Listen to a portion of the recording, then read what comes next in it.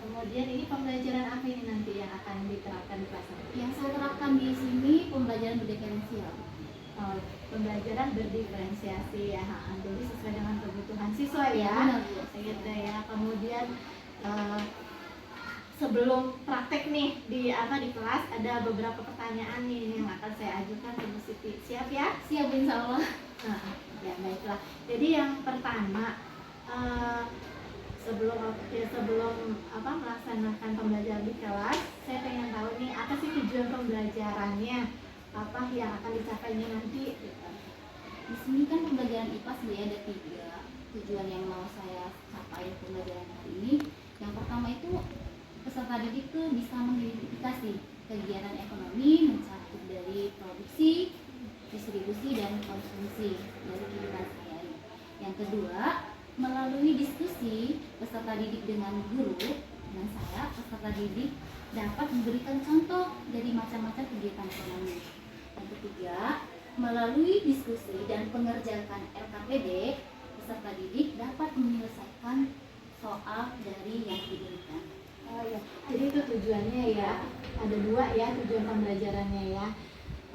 Kemudian selanjutnya area pengembangan apa nih yang ingin Ibu Siti capai gitu dalam pembelajaran nanti? Ada 2 nih. Yang dua. pertama, mengembangkan kemampuan intelektual dengan cara menyampaikan materi kegiatan ekonomi dengan jelas dan mudah dipahami oleh siswa. Menyajikan pembelajaran berdiferensiasi sesuai dengan kebutuhan siswa. Ya. Jadi ada 2 ya. Jadi mengembangkan kemampuan intelektual ya, kemudian mengembangkan kemampuan sosial emosionalnya. Iya. Jadi KSI-nya pun ya. Jadi di sini ada pembelajaran berdiferensiasi dengan KSE ya, gitu ya, sosial emosional. Nah, dari area pengembangan yang hendak dicapai itu tadi, strategi apa yang Bu Siti udah persiapkan nih? Iya, pertama itu perangkat pembelajaran ya Bu ya, itu yang saya siapkan. Contoh RTP, media pembelajarannya, kemudian LKPD-nya. Kemudian memberikan contoh nyata agar siswa mampu menyelesaikan masalah yang berkaitan dengan kegiatan ekonomi. Yang ketiga tadi LKPD tadi Bu yang saya buat. Oh gitu ya. Jadi udah dipersiapkan semua ya, LKPD-nya, RPP-nya, kemudian contoh-contohnya untuk siswa ya. Jadi untuk pemenuhan pembelajaran berdiferensiasi ya. Oke. Selamat pagi sobat-sobat. Selamat pagi Bu. Apa kabarnya hari ini? Baik. Alhamdulillah baik. Sudah sholat duha pagi ini? Sudah. Baik, Ananda dapat ke kelas untuk baca doa nak? Semuanya duduk rapi. Rapi. Berdoa mulai. A'udzubillahi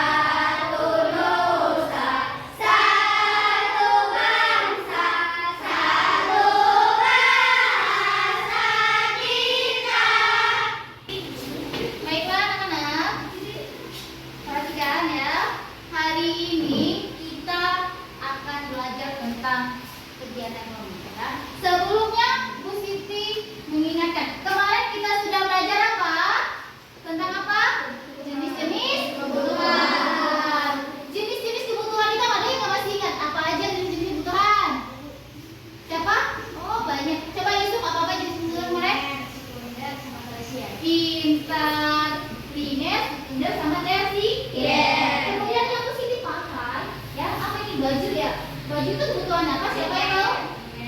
Kebutuhan apa? Apa sih? Primer. Paham ya? Masih ingat ya materi yang kemarin ya? Oke, baiklah. Anak-anak, hari ini kita akan belajar tentang kegiatan ekonomi. Mencakup apa saja? Produksi, distribusi, dan konsumsi. Ya. Nah, Bu Siti berharap setelah pembelajaran hari ini, anak-anak dapat apa? Anak-anak bisa mengidentifikasi macam-macam kegiatan ekonomi yang terdiri dari produksi, ya, distribusi, dan konsumsi. Anak-anak bisa melalui diskusi nanti, anak-anak bisa mengetahui atau mengidentifikasi macam-macam kegiatan ekonomi. Selain itu, anak-anak dengan mengerjakan membuat peserta didik, anak-anak bisa mengerjakan soal yang diberi. Itu ya harapan positif dari pembelajaran kita hari ini. Baiklah, sebelum itu Ibu mau tanya dulu, gaya belajarnya macam-macam ya di sini ya. Yang gaya belajarnya dengan cara membaca.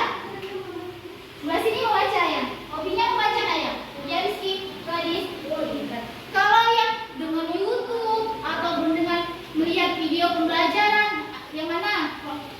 Kinestik. Oke, baiklah, ada 3 kelompok ya. Jadi berdasarkan hobi gaya belajar anak-anak, di sini akan bagi anak-anak menjadi 3 kelompok ya. Ya. Yang pertama kelompok visual. Yang ini ya kelompok kelompok apa tadi? Visual. Yang ini kelompok apa? Audio. Yang ini kelompok kinestik. Ada 3 kelompok. Baiklah. Hari ini kita belajar tentang kegiatan ekonomi. Sebelum Siti kasih medianya, Siti jelaskan terlebih dahulu apa itu kegiatan ekonomi yang mencakup produksi, distribusi, dan konsumsi. Contoh kalau produksi itu ya, kalau kita membuat barang, ya itu produksi, ada barang, ada jasa. Contoh kalau petani menanam padi di sawah, itu produksi sah. Terus kalau distribusi dia menyalurkan, ya contoh nih sawah udah diproduksi nih sama si petani, kemudian padinya itu dibawa ya buat dijual, didistribusikan ya untuk jadi beras. Nah kemudian untuk konsumsinya itu yang membeli, ya yang membeli itu konsumsi. Agar supaya anak-anak lebih, ini buku cetak yang dari perpus ya, untuk tambahan referensi. Untuk buku di halaman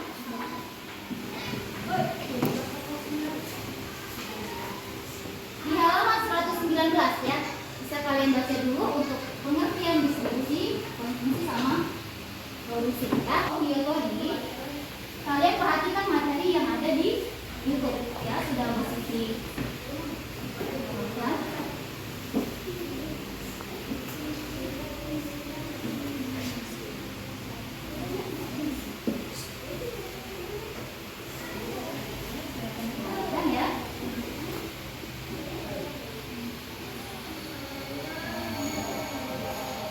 Bagaimana cara produksi, pengolahan barang, kemudian konsumsi, dan penyaluran barang atau distribusi. Boleh dilakukan.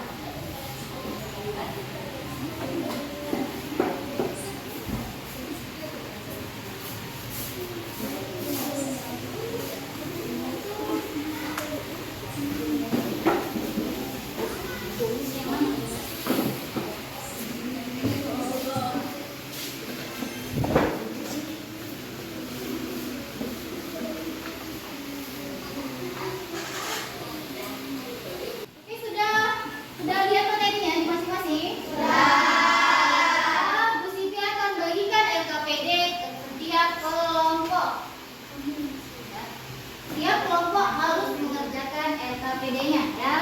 Nanti Bu Siti bimbing anak-anak dalam mengerjakan LKPD. Jangan lupa anak-anak tulis nama dalam kelompok masing-masing ya. Kelompok berapa atau nama kelompok. Contoh ini kelompok visual, tulis kelompok visual, kelompok 1. Boleh dikerjakan dari sekarang. Anak-anak LKPD-nya.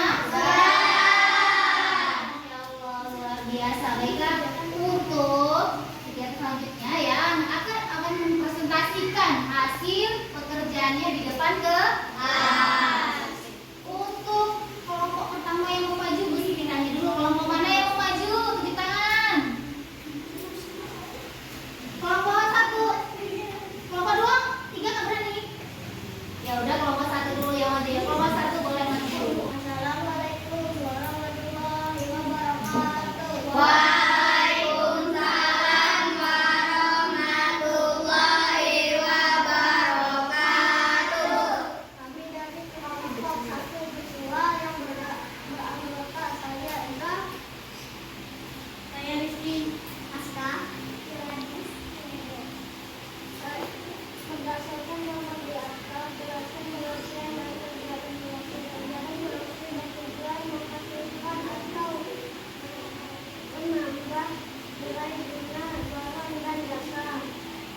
Assalamualaikum warahmatullahi wabarakatuh. Waalaikumsalam warahmatullahi wabarakatuh. Mau bareng ya?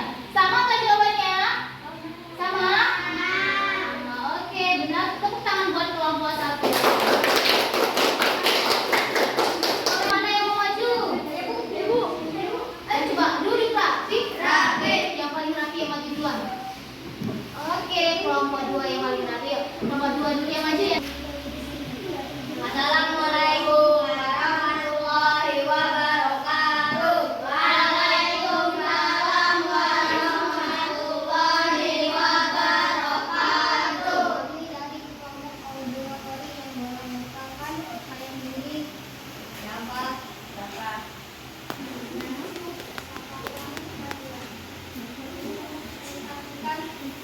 Kerja kelompok kami.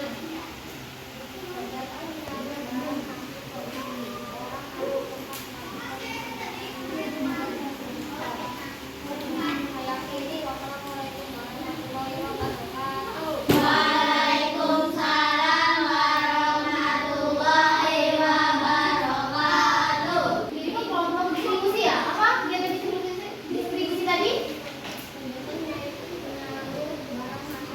Iya, kegiatan menyalurkan barang. Sama tidak jawabannya? Benar sekali, kegiatan menyalurkan barang. Boleh tepuk aplaus buat temannya. Depan mempresentasikan hasil kerjanya.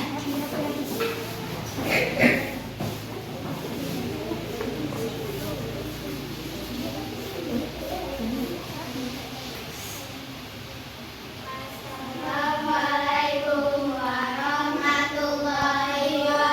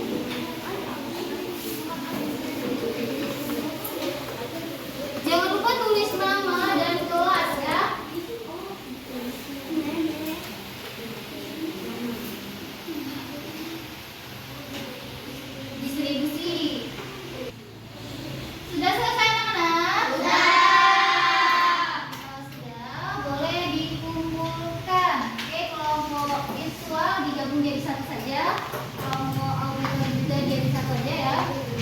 Kelompok domestik boleh.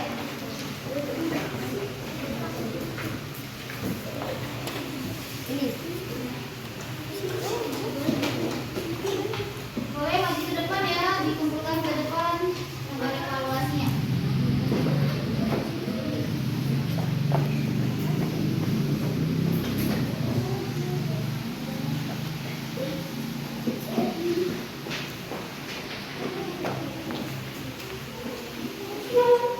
Ayo sama, jangan malu nak.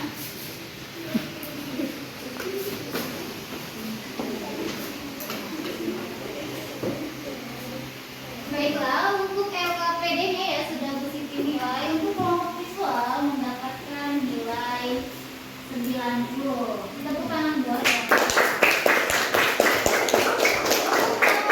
Audio tadi, mana tuh audio tadi?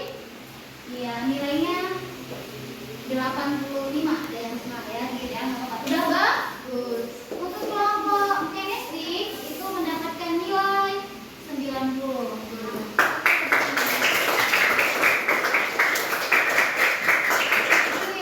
Duduk rapi. Ya, baiklah anak-anak, kita hari ini belajar tentang apa? Kegiatan ekonomi. Kita dikasih sebelum ya. Jadi kegiatan ekonomi yang kita pelajari hari ini ada 3 ya. Produksi, distribusi, dan konsumsi. Kalau produksi yang itu mengolah barang, kalau distribusi yang menyalurkan barang, yang kemudian yang konsumsi itu yang menikmati barangnya ya. Kalau orang-orangnya, kalau produsen berarti kalau produksi produsen, kalau dia distribusi distributor. Kalau konsumsi berarti konsumen, itu orang yang melakukan ya, bukan orang-orang yang melakukannya. Oke, baiklah anak-anak ya, itu ya kegiatan pembelajaran kita hari ini. Bu Siti mau tanya nih, coba semuanya duduk rapi. Bagaimana kegiatan kita pembelajaran hari ini? Menyenangkan? Senang pembelajaran seperti ini? Karena sesuai dengan apa? Gaya belajar. Nah, kalau gitu sebelum Bu Siti tutup pembelajaran hari ini ya, sama-sama kita lapaskan hamdalah.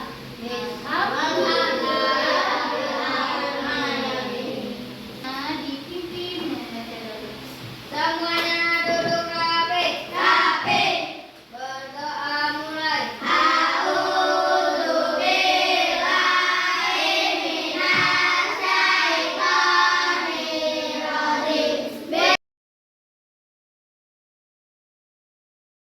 Bagaimana Bu Siti setelah mempraktikkan pembelajaran di kelas, perasaannya? Masya Allah, luar biasa.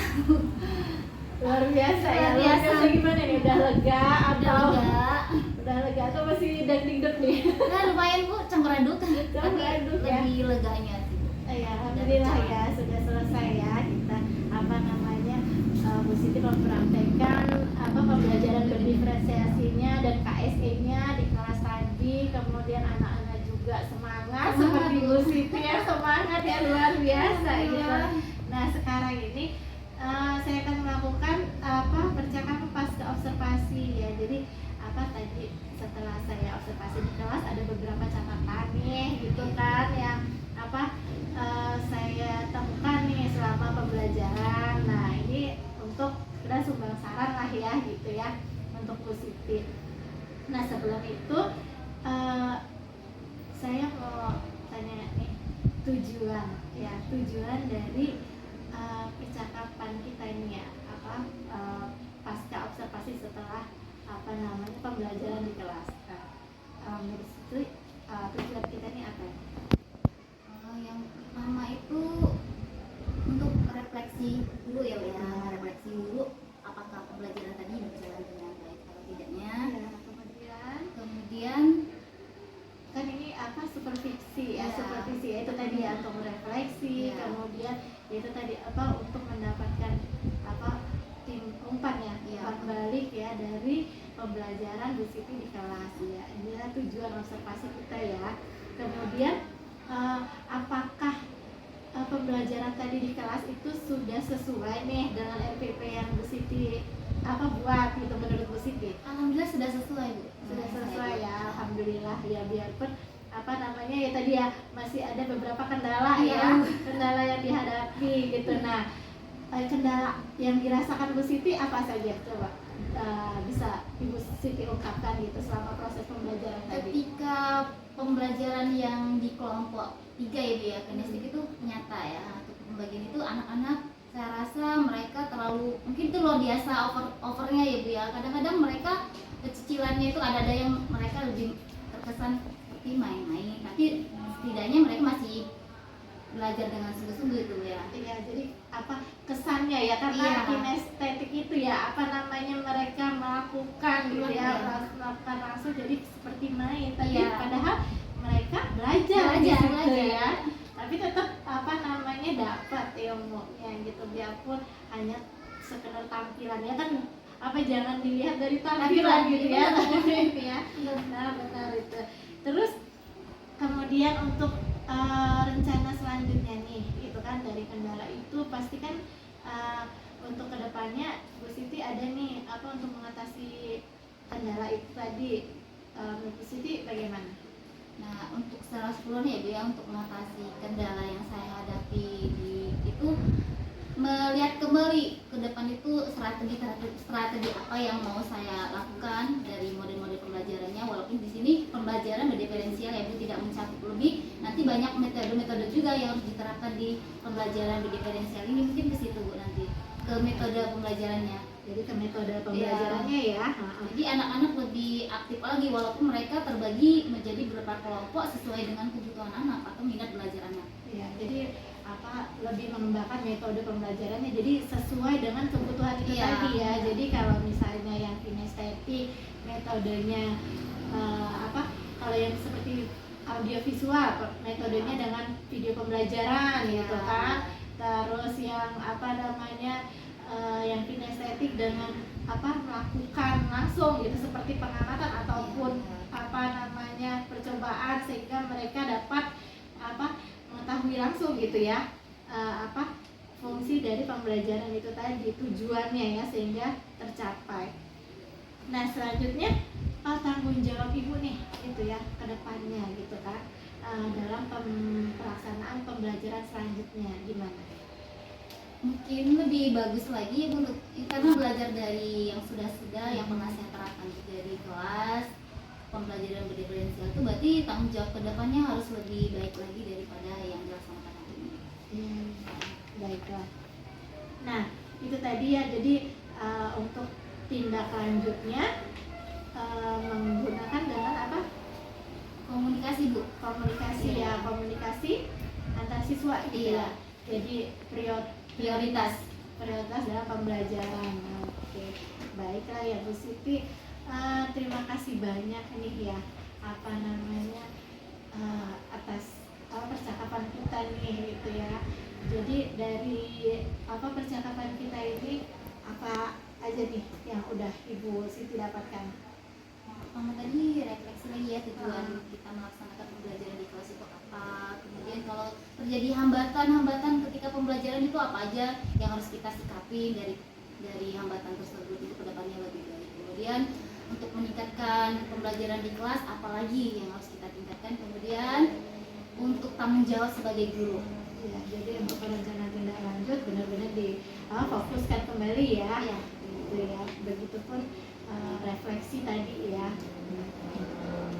Iya Bu Siti, saya terima kasih banyak ya. Biarpun ya kalau saya menambahkan sedikit gitu ya. Boleh Bu. Sama saran aja untuk pembelajaran di kelas tadi gitu ya, untuk dapat lebih ditampilkan KSE-nya gitu ya. Jadi kan ya memang sudah tampil ya, apalagi di depan tadi ya sudah tampil bahwa anak-anak mereka bisa fokus, bisa semangat, dikasih ice breaking ya kan, lagi belajar Pancasila, kemudian tepuk semangat gitu kan, terus lagu kebangsaan juga, jadi menumbuhkan jiwa nasionalisme anak-anak. Nah, untuk di akhir gitu kan mungkin Bu Siti bisa merefleksikan kembali, balik view kembali gitu kan perasaan anak-anak gitu, sehingga KSE-nya timbul gitu kan, bisa melalui emoticon gitu. Gimana nih perasaan anak-anak setelah belajar hari ini? Apakah mereka senang ataukah mereka kesal gitu kan? Mereka bisa menumpahkan gitu kan. Dari emoticon itu Bu Siti bisa tahu gitu. Jadi itu refleksi dari saya ya, tambahan ya sama saran supaya selanjutnya bisa lebih baik lagi gitu.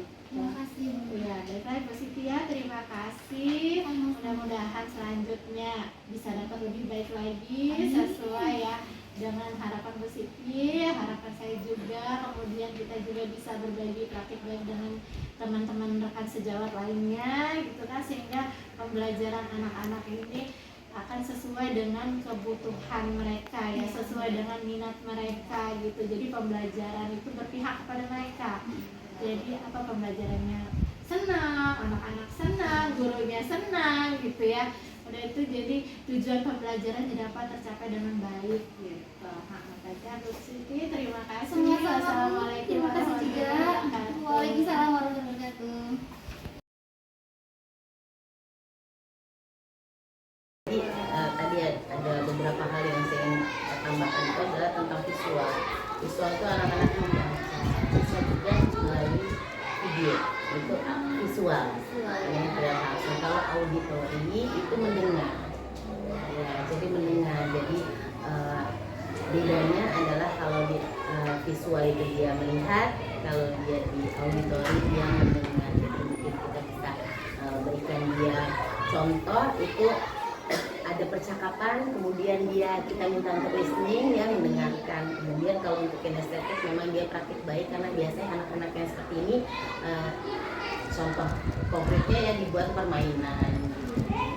Karena anak-anak kinestetik ini lebih banyak dia bergerak gitu ya, anak-anak aktif gitu ya. Jadi memang kita perlu memahami terlebih dahulu esensinya, kemudian contohnya, baru nanti ketika kita sudah punya penajaman konsep, baru kita menjelaskan, itu bisa lebih memahami lagi.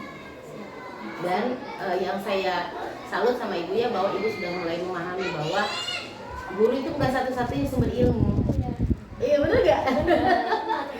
Sekarang ini anak-anak bisa bebas dan ibu guru juga bisa lebih.